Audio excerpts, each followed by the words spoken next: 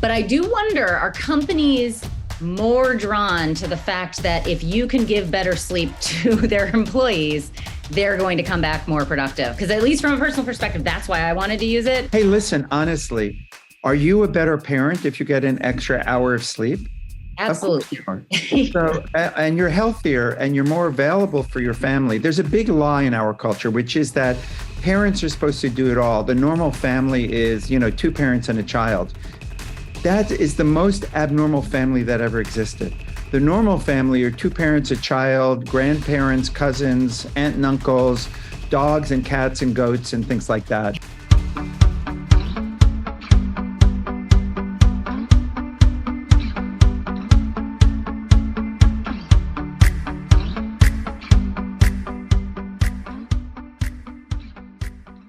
Welcome, everyone, to Parentally's Ask Me Anything, a live Q&A with the creator of the SNOO, Dr. Harvey Karp. We are so excited to have everyone here today.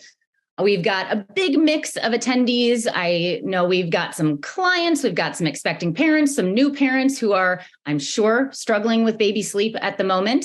And we even have some HR leaders on the line who are curious to learn more about the SNOO and how the SNOO is partnering with companies to improve that working parent experience.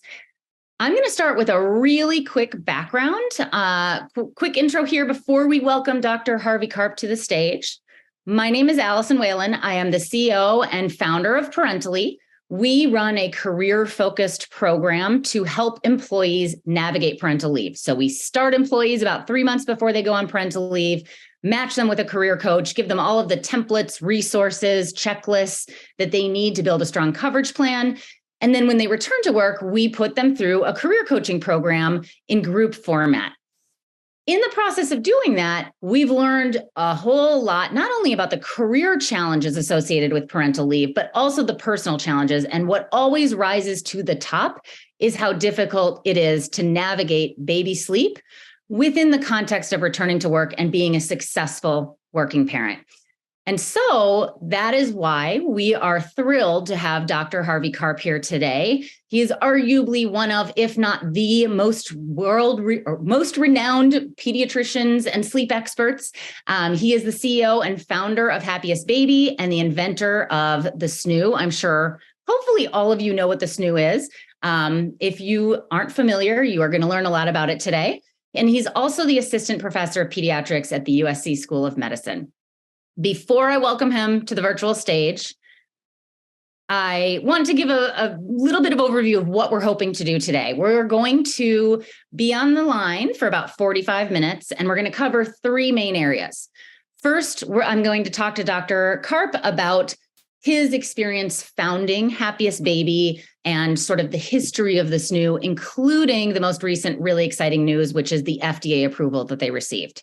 Then I am going to ask him about the SNOO as an employee benefit. This is something that we have seen with some of our clients. It is really a fantastic employee benefit, but I want to learn more about how they came up with that, how they launched that, why companies are working with them. And so we'll dig into the details there. And then we're going to reserve the final portion of the call today to go through rapid fire Q&A. Thank you to those of you who submitted questions. We received a lot of questions about baby and even toddler and child sleep. And so this is our opportunity to sort of grill the expert and get all of your questions answered. Few housekeeping items. First of all, use the chat to submit any new questions, and we'll do our best to get to them all. We had a lot of pre-submitted questions, so I'm going to start with those, but anything that you add in, we'll try to hit at the end. We are recording this, and so we will share a copy of this with you after this session, and we are doing a giveaway, so we will announce the winners on LinkedIn, and this is a $100 Happiest Baby gift card, as well as coaching from Parentally.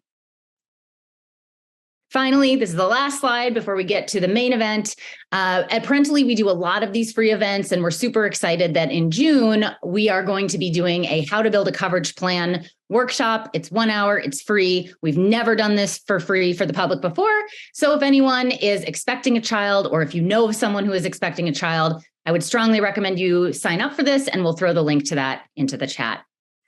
And so, without further ado, I am thrilled to welcome to the virtual stage Dr. Harvey Karp. Thank you for joining us. Thank you, Allison. Happy to be with you. So I guess first things first, I assume that everyone on the line knows about the snoo. Everyone I know loves it, knows about it. If they haven't used it, they wish they had. But why don't we start with just a really quick 90-second overview of what is the snoo? Of for course. anyone who may not be familiar. So snoo is kind of short for snooze. And it's a baby bed, a bassinet, but it's really the most advanced bassinet that's ever been created. We call it the Snoo Smart Sleeper because here's the crazy thing in our culture. Babies inside the womb are constantly held. They're rocked. Every time you breathe, your diaphragm is rocking them. And the sound is about as loud as a vacuum cleaner. And then we give birth to them and we suddenly take it all away. Yeah. It's like we say we don't want them to become dependent on it. But how would you like it if we took away your bed, your pillow, your comforter and said, you can sleep. Why do you need all those things? Everyone else sleeps on the floor. So snoo will give babies the rocking and shushing and the snug holding, safe swaddling of the womb, but then it also responds. So when a baby fusses, the bed will go through several levels of motion, perfectly designed to imitate an experienced caregiver. So there's motion and sound that happens. About half the time we can calm crying within a minute, and half the time we can't because the baby's hungry or has another need. And then the last part of this has a special type of a swaddle called the 5-second swaddle. That's very safe, very easy. The swaddle and snoo, for that matter, were rated the #1 products in America by Wirecutter, New York Times. And this swaddle attaches to the bed so babies can wiggle around, but they cannot flip to an unsafe position. And remind me, founding story, when you started working on this, when you launched, because it's been a while. And I think that's one of the things that people are sometimes surprised about and comforted by, that this isn't actually a new thing. You've been doing this for quite some time. So I'm curious for you to share a little bit more about how you came up with the idea for the snoo and then what has happened since then. Well, it really started. I mean, I was teaching my book, The Happiest Baby on the Block, and the video and things like that. We trained thousands of educators teaching baby calming and sleep in WIC programs and universities and military centers and things like that. But despite over a decade of teaching that, parents were still struggling. The number of infant deaths didn't go down. The number of women with postpartum depression didn't go down. And I was giving a lecture saying that 3,500 babies die every year in their sleep. And turns out that hasn't improved in over 20 years. Crazy. Hasn't improved. 300 babies every month. It's terrible. And what I was saying in this lecture is that if another country killed 3,500 of our babies each year, we would go to war. There's nothing we would stop it. These are perfectly healthy babies who just happen to roll over, or they're brought into bed with their parents sometimes. And so the question was, could we do something to reduce the death rate? And that's really why my wife and I started this company about 10, 11 years ago. And then for the first 5 years, we worked with MIT Media Lab engineers and built prototypes. And I was flying all over the place to Boston is where we did most of the research. And so we were testing it on hundreds of babies because we needed to make sure everything worked, which it did. And then we launched it 6.5 years ago. Now we've measured about 500 million hours of infant sleep. It sounds like McDonald's, those billions and billions of burgers. And thank you so much for mentioning it. And we just last week got FDA de novo approval as the first bed that secures babies on the back, which, as everybody knows, is really the #1 way of keeping your baby safer. Can you share more about that FDA approval process? Because I have some other friends in sort of the med tech space. It's a big process. It takes a really long time. I think it would be interesting. Even I'm putting on my parent hat right now. What does that mean for a parent? I just used the snoo. Now that I know it's FDA approved, what did that process look like to get there? And what does that tell me as a parent? Well, I mean, it took years because the FDA's first job is to say, is this safe? And how do you prove to me this is safe? So we gave them data on 100,000 babies. I mean, an enormous amount of information to demonstrate that putting babies in this was going to be completely safe for them. And then the other part of that was, can you prove that it keeps babies on the back? And so we submitted videotapes and things like that to demonstrate efficacy for keeping babies on the back. The reason that was important is because everybody, the CDC, the American Academy of Pediatrics, it's been proven if you keep babies on the back, that's safer. It reduces the risk of SIDS, reduces these deaths, because the babies, for the most part, die when they end up on their bellies. For parents, I think that, having the FDA approval is a nice thing. It's a good thing to have. But I think people already knew that this was safer. Everyone who responds to us says, oh, my God, I had peace of mind. I didn't have to worry. I didn't have to check did my baby roll in the middle of the night. But for insurance companies and corporations and governmental agencies, that FDA validation is extremely important to allow them to spend some money to help support employees and subscribers and things like that. So, so I think that's really the main new advance. And from a business perspective, does getting that approval change anything? I mean, I think from the consumer's perspective, you're right. I mean, so many parents already trusted it, knew it. So it doesn't really change theoretically their perspective, but does this allow you to sell in a different way? I read that possibly get reimbursed or buy insurance. Tell more about what that means for that side of the business. Sure. So our goal from the very beginning was not to sell an expensive advanced baby bed. It was that everyone gets a free snoo. I was retired already. My wife and I were retired. We weren't looking to start a startup. The goal was to affect change in the entire culture. And so that's really where we're headed towards. And ultimately, insurance companies and governmental agencies will subsidize this. We're working with the state of Virginia. We've had over 5,000 active duty military use these beds. But the first step with the approval is now we're going to get HSA and FSA approval, so that at least it's tax deductible. And then the validation from the FDA allows us to go to insurance companies and corporations and say, guys, if you want to keep your baby safe and help your parents, this isn't just our idea. The FDA has vetted this thoroughly, and they can vouch for the fact that it's safe and effective. And so that gives people more confidence. And we're working with various insurance companies now. Ultimately, and I heard you say that there are HR folks, benefits folks on the call. And we have over 60 companies that give this as a benefit for their employees. And I have to say, we have an 89 Net Promoter Score, and it doesn't cost any money to get integrated in the system, and we can set it up fast, and we have 100% renewals. And seriously, we have a very quick return on investment. The companies make money by providing this for families through improved productivity and recruitment and retention and reduced errors and accidents and absenteeism and liability. And even hospitals like Children's Hospital of New Orleans gives this to all of their employees the last couple of years, because they started using it in the hospital and they saw how incredibly effective it was for the babies that they wanted to. The nurses said, hey, what about us? We want this too. Yeah. So our goal has always been 100% of people get this subsidized. And so now our big push this year is actually bringing on more corporations. We've got JP Morgan and Under Armour and Snapchat and Hulu and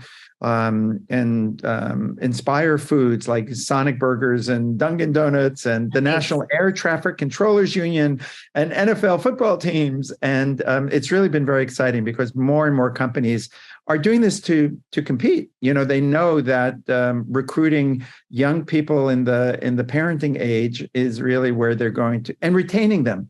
Mm-hmm. So McKinsey had a survey a couple of years ago showing that 34% of women after having a baby didn't return for at least a year. And that means you have to recruit, retrain, go through all of that painful process. And even if they do come back after a month or two, that's actually when the babies still aren't sleeping well. So they're tired and there are all sorts of issues with bringing people back when they're not really fully ready to be there. So here's the interesting thing that's striking me. We spent the first, 10 minutes talking about this is saving lives. And clearly this is an incredible thing for saving lives. But what I'm feeling guilty about as a parent is the reason I used it was actually to get more sleep. Now, maybe it's because it was my third kid, so I was less nervous about SIDS, which I should not have been. As you mentioned, there's a lot.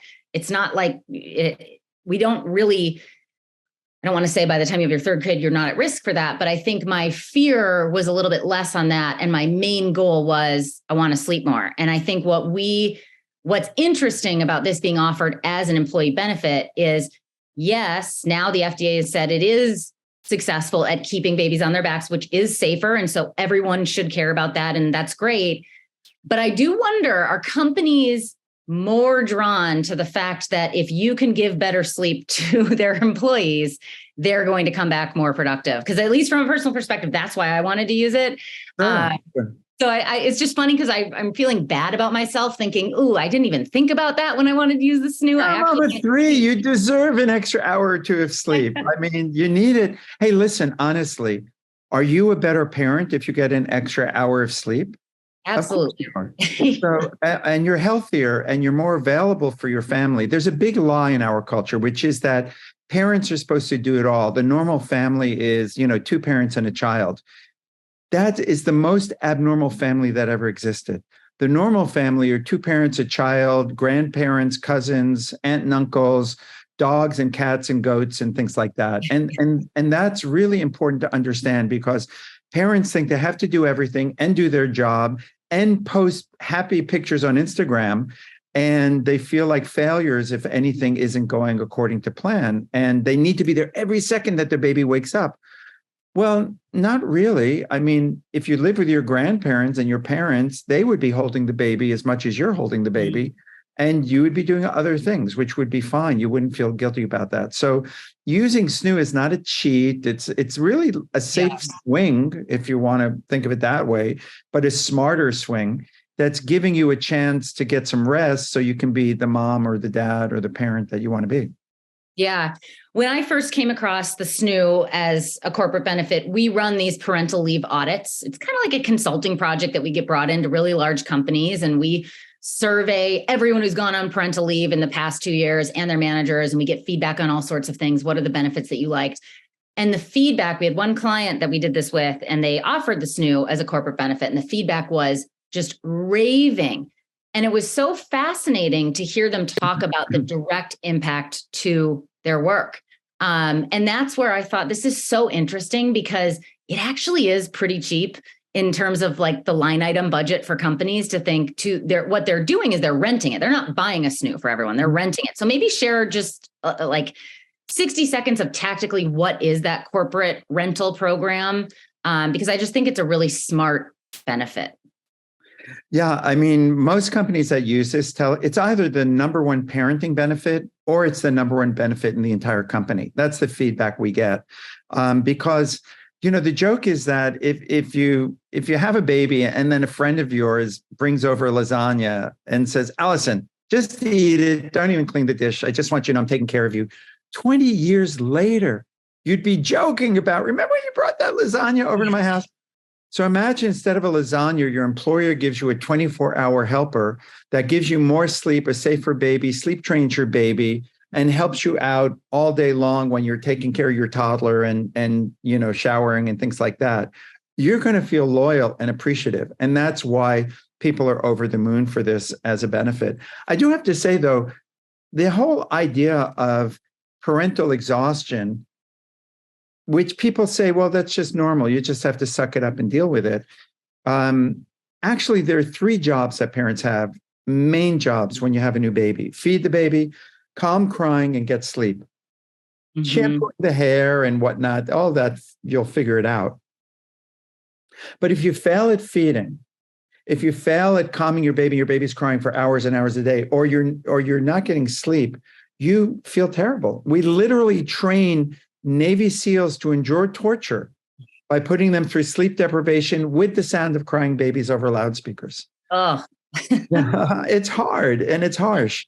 So anyway, sitcoms will, I mean, on sitcoms, you'll see the exhausted new dad who's pouring orange juice into his coffee or, falling asleep at the red light. But tired new parents lead to tens of billions of dollars of medical costs, postpartum depression, child abuse, obesity, stress injuries, illness, car accidents, infant deaths, marital dissolution, and then tens of billions of dollars of employer costs because of productivity and retention and whatnot. And so it isn't trivial. And what benefits managers tell us is they've used the term benefits dust. Really in the scheme of things, compared to $30,000 for fertility or $50,000 for fertility coverage, you have the baby and then we don't help you out. This is really there to help people, hours and hours a day, every day for the first 6 months. So people really, really appreciate that. Yeah. I love it. I would love to start throwing some Q&A at you. We got a lot of questions about sleep. I'm going to take advantage of your time here. First question is around sleep regressions. Mm-hmm. We actually hear this a lot in our return to work group coaching, which is many companies have a 4-month paid parental leave. That's sort of the norm that we've seen in the corporate America trying to attract top talent number. But then we hear a lot about the 4-month sleep regression. What is a sleep regression? Is it real? What is happening? And what is your advice for that 4-month or any other sleep regression? Yeah, it is a real thing. Not every baby goes through it, but it's a real thing. And actually, there are many sleep regressions that babies go through. Sleep regression just means that they were doing so much better last week. What happened? And it can be teething. It can be growth spurts where they need more calories. It can be developmental change. So around 4 months, what's happening is babies are waking up to the world. They become more social. They like to goo goo gaga with you. But they wake up and they go, wait a second, I know you're there somewhere. And so they call out. And so the 4-month sleep regression, and it really can be a 3 to 4 months because some babies are getting there earlier, is this waking up in the middle of the night, feeling all alone. Because, it's no baby's idea of a good time to be 12 hours on the back in a dark, silent room. Yeah. You might like sleeping like that, but no baby wants that. They want to be held and rocked. Mm-hmm. And so when they wake up in the middle of the night, they look around, they go, where did you go? Mm-hmm. What happens is if you fill that environment with soothing, sensations, and that can be a white noise machine, that can be swaddling for the first couple of months. We have to stop swaddling once they can start rolling over. Or in SNU, they can be swaddled for 6 months. They get the white noise and the motion and a responsive motion. So what happens is when they wake up, it's kind of like you when you're on an airplane trip. Yeah. And in the middle of the trip, you fall asleep, and then you wake up, you look around, but there's still the humming of the motor and whatnot. And then you close your eyes and go back to sleep. That's what happens in SNU. And if they're alone in the dark, in the silence, they tend to wake up and they want attention. But your point is exactly right. At 4 months is when they're going back to work. And suddenly, when the baby's waking up every 2 or 3 hours again, that becomes really burdensome. Yeah. You mentioned white noise. We got some questions about that. Noise machines, what is the science behind them? How long should we rely on them? Are they ever bad? Do we need to cut them out at any point? Curious what your thoughts are on, in general, white noise machines and our reliance thereof. So white noise, no one really used white noise. It's one of the things that, at least for children, really started back 20 years ago, I think, with The Happiest Baby recommended that, the book and video. And why do you use white noise? Because the sound in the womb is a white noise. And so the babies, when they hear that, they go into more of a sense of calm. And it's interesting, if you look at every culture around the world, every culture goes shh or or psst. Yeah. And that makes babies calm down if you do it loudly. And it turns out you're tapping into this reflex, almost an automatic switch that they have to calm down. So even adults sleep better with white noise. And I'll tell you about white noise in 1 second, but not everybody likes white noise, but especially if it's too high pitched, it gets irritating. So there are Okay. kind of two types of white noise, if you will. There's high-pitched, intense white noise, which is great for getting your attention, but lousy for sleep. So sirens, beepers, screams, alarms, not good for sleep.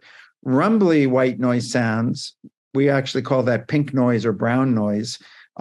Pretty good for sleep, not so good for getting your attention. Mm. So in snoo, for example, we have different types of sound depending on the level of the baby's upset. We just released a new white noise machine we think is the best out there called Snoopy. And Snoopy has lullabies and lights and teaches children meditative breathing, but it also has pink noise, brown noise, pink noise, and white noise, so that you have sound for sleeping, but also sounds for when babies are irritated and upset. And then, sorry, one last thing about that, which is that I recommend it at least for the first year, but many people use it beyond that. And I know people sometimes say, but then they're addicted to it. But, are you addicted to your bed and pillow? Well, maybe, I don't know, but you're always going to pick a hotel that has beds and pillows. Right. And nowadays it's pretty easy to bring white noise around with you. So it's a sleep association that's helpful, rather than something that's unhelpful or interfering. So you've answered that question that I'm sure everyone's wondering, which is, do we need to cut it off at any point in time? I use white noise to sleep. My 5-year-old does. When we travel, we put it on our phone and it's super easy. So it sounds like there's no downside to that. Does white noise impact babies' hearing? I think the answer is yes, at a certain level, right? Of volume. Well, yeah, I mean, so there are not good studies in children. There are very good studies in workers to demonstrate that it's over really 85 or 90 decibels, according to OSHA standards, for over 8 hours continual workday for years. I mean, that's the effect. So when you sing a lullaby, for example, a lullaby, usually sing that at about 70, 72 decibels, 68 decibels, something in that range. That's really where snoo sound is located. So if you sang a lullaby all night long, I don't think anyone would worry about that creating hearing problems. Yeah. We're getting some questions about, just to clarify your comment about the FDA approval and FSA. It's not FSA eligible yet. Is that correct? That's correct. Not yet. And how long will that take you approximately? That's a good question. I mean, I'm hoping it'll just be 2 or 3 months. Okay. But that still remains to be seen. One of the things that's interesting for benefits managers is that once you've used this for a year, what we're working with companies with is now to pass this along out of the benefits budget and have it be a covered benefit by the health insurer, because ultimately the health benefits are so obvious that corporations can make a good argument saying, hey, listen, we want this as a covered benefit. It really should be on your budget, not ours. Yeah, I love that. We got a lot of pre-submitted questions and now questions around, when can I move the baby out of my room? I think previously it used to be the recommendation was keep the baby in your room for a year. Then it got moved down to 6 months. I personally have experienced a lot of guilt moving the babies out before that time. But we did have a few people submit questions about, is it okay to move them out early? And then are there any challenges if we move them into a room with a toddler? Toddlers are problematic because they want to be helpful and go, play with my train, and drop it on the baby's head. So you don't really want them in the room with a toddler. In general, the Academy of Pediatrics says that they should be in the room with the parents for the first 6 months, which is pretty convenient anyway if you're feeding and whatnot in the middle of the night. And then between 6 and 12 months, it's your choice about when you move them to a different room. SNU is used for around 6 months. By 6 months of age, the brain has doubled in size. And so babies are much better able to maintain their sleep patterns. What we've shown in our studies is that SNU pretty quickly adds an hour to a baby's sleep at night. Just like if you sat in a rocking chair and rocked them all night, they'd sleep an extra hour. If you drove them in a car, they'd sleep an extra hour. And that's what SNU does. But what's really interesting is by 2 months of age, we see that a normal 2-month-old might go a 5-hour stretch of sleep as the longest episode. And in SNU, it's close to 7 hours. And so we're maturing the brain's ability. In fact, we have a study now we're doing at Tampa General Hospital. We have over 20 studies. We're in 150 hospitals now taking care of little babies in the hospital. But we're doing a study at Tampa General on looking at brain development. And instead of being in total dark and silence, if you rock and shush a baby, would that help to optimize the development of the brain? We don't know the answer to that. It's a research question, but it's something that we think is a pretty interesting one. And we're also looking at the parent psychological effect of that, because 20% of all new mothers experience postpartum depression and anxiety. A study in Canada showed where they have 50 weeks of paid parental leave, their incidence of postpartum depression is even higher than in the United States. Wow.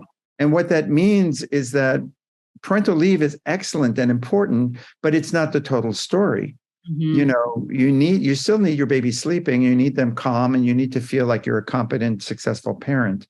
And so SNU really fits into those paradigms as well. I should say one last thing. Sorry, I'm doing all this talking, but anyone can rent a SNU. I mean, you can buy a SNU. We don't even encourage people to buy it. We encourage people to rent it. It's $5 a day. It's pretty much a Starbucks. Ship it to you for free. Use it for as long as you want, and then ship it back. And so the joke is you're going to spend $5 a day on coffee if you don't have a SNU. So you may as well spend the money on making your baby safer and sleep training your baby automatically, because by 6 months of age, the vast majority of babies just transition out, and there's no crying, there's no sleep regression, there's no cry it out routine or things like that. I want to talk about the cry it out, but maybe I'm going to throw way too many questions at you at once. But we had a few different flavors of this question, which is there's a reason babies cry, and we as parents are trying to get them to stop crying for selfish reasons and otherwise. But how should we think about baby crying? And what the questions we're getting at is it bad that the SNU, for example, will put them back to sleep? Are they trying to tell us something and the SNU is masking it? They're hungry and now we're not feeding them. That was one flavor of it. And then also, once they get to a certain age and you're just exhausted, sleep training, how do we do that? Is it okay to ignore the crying? Let's start with the first part to that question, which is if the baby's crying and the SNU is rocking them back to sleep, make me feel better about my guilt, ignoring the crying. So crying is a smoke alarm. It's a messaging system to get your attention, and it's very important for survival. That's why babies have it. Even premature babies can cry, and they cry at a pitch that our brains go, "Uh-oh, I need to respond to this." So we have a neurological response that makes us get out of a warm bed on a cold night and run down the hall. So that's the way the system works, and it was designed to work that way. And so that's great. However, if you're in the shower and you get out of the shower and you hear, "Oh my God, my baby's been crying. I don't know if they've been crying for 5 minutes." Not the worst thing in the world. I mean, they're going to survive that. But in general, when your baby cries, it's soliciting your attention, and you do want to pay attention to it. In SNU, what happens is SNU pays attention to it, and it responds with 4 different levels of motion and sound. And like I said, half the time it'll calm the crying within a minute, usually within 30 seconds, honestly. And if it doesn't, then bing, then it means, probably hungry. I know it's been 3 hours, or maybe needs a diaper change. And you realize that it's your turn. And that's not a bad thing. It's getting a little bit of help is not a bad thing. And so when it comes to cry it out sleep routines, sometimes that's necessary. And it's really hard. The old joke is to put cotton in your ears and gin in your stomach to get through it. But that can be a successful way as well. But in general, with SNU, we don't really have to go through that because they're already sleep trained automatically. Yeah. It's one thing I didn't realize until I used the SNU was that the SNU doesn't just keep going. If the baby keeps crying, the SNU stops. And, and I don't remember exactly how you're alerted, but it was kind of nice because it's like, let the SNU try. And if it doesn't work, then I know I need to go in and actually feed the baby or whatever, figure out what's going on. But it's not like it just keeps going forever. At a certain point, the baby's Right. crying and needs attention. Exactly. So it shuts off automatically after 3 minutes. 3 minutes is really a very modest amount. But most parents actually will get the baby within a minute because you pretty much know, Yeah. this is Working or escalating. not. Yeah. Yeah, it's not getting better. And so usually within a minute, you can pretty much tell if it's going to work or not. Yeah. We're getting a lot of questions in the comments, so I want to address some of these. Sure. Let's see. What research would you tell people about who think the SNU and swaddles in general are too restrictive for babies' movement? Well, you just have to look at how people around the world have cared for babies for thousands of years. Wrapping babies is something that every culture has done. Babies need motion. They need to exercise their muscles. They need to do tummy time, but then they're not doing that for 12 hours of sleep. They're sleeping. So they don't need freedom. They need security. They need confidence. They need trust. And the world is like, in the womb, they had that protection around them. And now the world is kind of too big and they startle themselves. And so studies have been shown that cultures that swaddle babies for the first 6 months, like around the clock swaddling, there's no change in the neurological development or their muscle development. I mean, Yeah. Native Americans used to do that for even up to a year, and they were very well developed and neurologically, capable. So. Great. Awesome. We have a question here, and we had some pre-submitted around toddler sleep. And is that a thing to have toddler sleep regression where all of a sudden at the age of 1.5 or 2 or 3, the child is now waking up multiple times, coming into bed with the parents? The one in the comments says, my 1.5-year-old sleeps on her crib mattress on the floor in her room. She wakes up 3 times every night and walks into my room to be held and put her back to bed. Any suggestions to help her sleep through the night without waking up? Yeah, very common. And it can happen again at 2 and at 3 and at 5, different things, traumatic things, scary things can interfere with their sleep. On our website, happiestbaby.com, there's information about helping toddlers sleep as well. There's a technique I used to use when I was in practice called twinkle interruptus. Kind of a silly name, but it can be extremely helpful. There's actually a whole Happiest Toddler on the Block book and video for kids 8 months to about 97 years of age, because everyone becomes a toddler if they get upset enough, even teenagers and whatnot, even spouses. So there are lots of techniques in there just for everyday communication, but a specific one, and you can read about it on our website, which is Twinkle Interruptus. Great. Another question. Is it ever too late, or is there a moment in time by which you want to try and sleep train, or you've missed the boat? Like No. Okay, good. Oh, and it's not one and done. I mean, you may sleep train and then 6 months later have to sleep train again. And so the technique you use, it's important, because if you're not very clear in how you're doing it, you can give mixed messages to kids, which kind of makes them crazy, and then they cry longer. And so you do want to be really applying the right approach when you do that. Again, there's information on our website about that. Do men and women have different reactions to babies' cries? I love that question. Yes. It usually, for the most part, women are more emotive outwardly. Mm-hmm. But men also can be extremely emotionally charged by infant crying. Men are the number one perpetrators of shaken baby syndrome, which is triggered by crying babies. So it's like the guy who said, I'm not angry. Yeah. Oh, I think you are, so we may not be as aware of it as women, I think, is really what the general experience is. Interestingly, just one side note, which is kind of fun, is that same thing in terms of the way men and women interact with babies. Women are strokers and men are pokers. So women are more likely to go to the end, the legs or the arms and whatnot, and be gentle and smooth in the motions. And guys are more like, poking inside at the belly and trying to get them to laugh. And babies respond differently. Women tend to get more sustained, continuous attention, and men tend to get more excited attention, and then babies pulling away because they're a little bit overdone. It's so interesting. Yeah. Is the snoo designed to just put a wide awake baby in and they'll fall asleep? If not, how long should I rock the baby before putting them in? So most parents find that, number one, every baby is different. And we have 24-hour telephone service. We have free sleep consultations and help people along the path. So it's not just take this and do it. We're helping to guide people to success.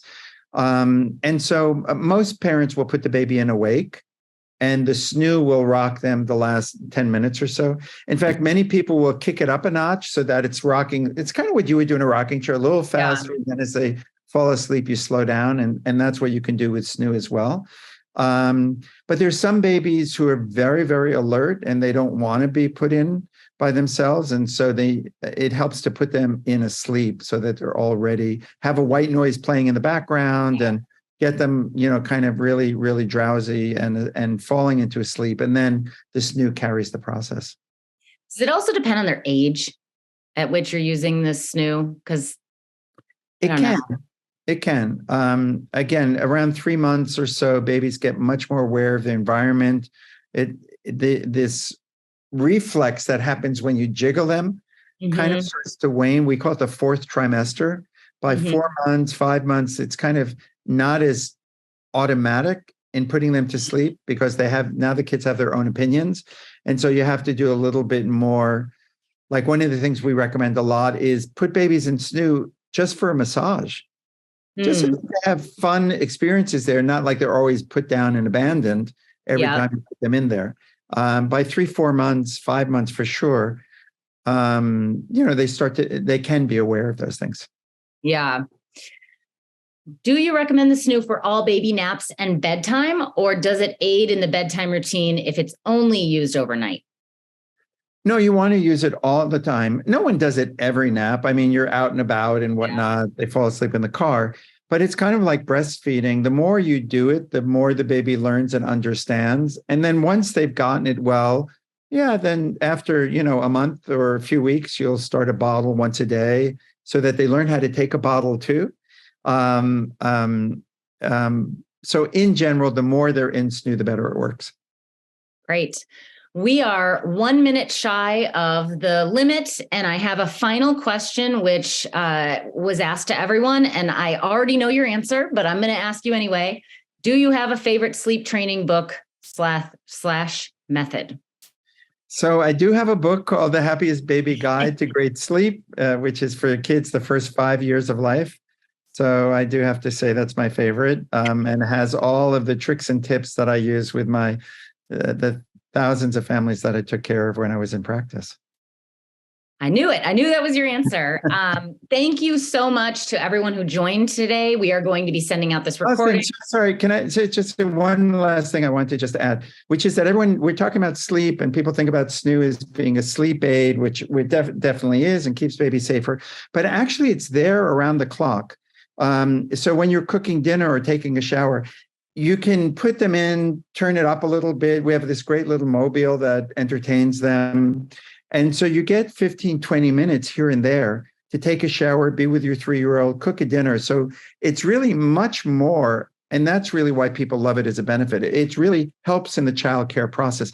You can't go away for the weekend, right? I mean, it's not that good, but it really is more than just a sleep place. And that's one of the things that we really sought to do because parents need help.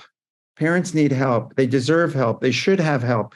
But for some reason, they decided to move away from Iowa or wherever. Hey, I moved back to Minnesota because I needed the extra hands. But you're right. Most people don't have that.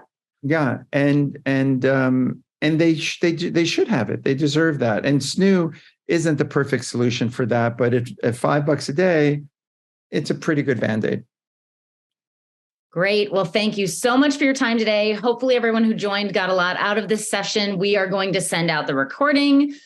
We will also announce the winners of the giveaway on LinkedIn. Thank you so much, Dr. Harvey Karp, for your time today. I have personally learned so much from you. Love your book, love the snoo. And if anyone has any outstanding questions, please feel free to follow up with us, info@parentally.com. And thank you everyone for your time today. Thanks so much, Allison. Really appreciate it. Bye. See ya. Thanks for listening to this episode of The False Tradeoff. Make sure to subscribe if you like what you heard, and give us a follow on LinkedIn to continue the conversation on all things working parenthood and parental leave. Is there a topic you'd love us to cover in a future episode? Drop us an email at hello@parentally.com. And if you're looking for support on preparing for parental leave, head over to www.parentally.com. We have checklists, guides, and other free resources to help you make the experience a little bit easier. That's parentally.com.